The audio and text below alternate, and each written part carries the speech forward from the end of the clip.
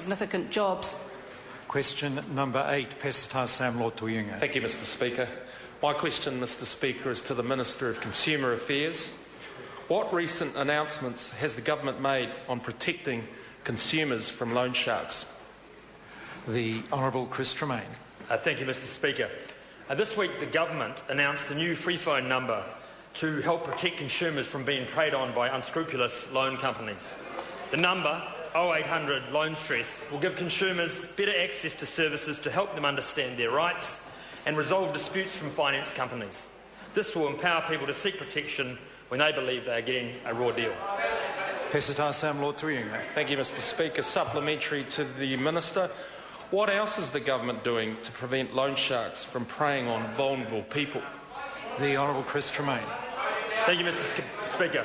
The government will reform consumer credit laws to better protect consumers.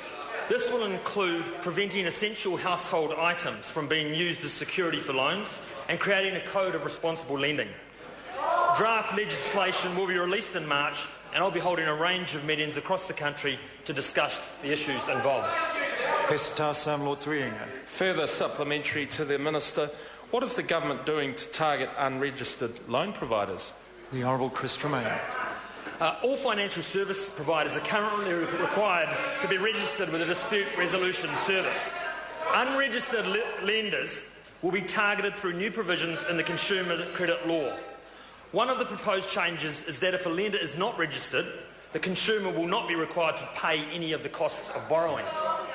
0800 Loan Stress will also assist consumers in finding out whether their loan provider is registered and which dispute resolution service they are registered with. Point of order, the Honourable Trevor. Mr Speaker, this is the first time that I've ever seen this occur in all my time in Parliament, where a question has been put down in the name of a member, has been circulated in the name of a member, in this case Jonathan Young, but between the publication of the questions and the time of the House, it's been changed. So I know of no precedent and no ability to make that change. You're allowed to change the minister who answers it, but, sir, in the past it's always been done on behalf of after circulation.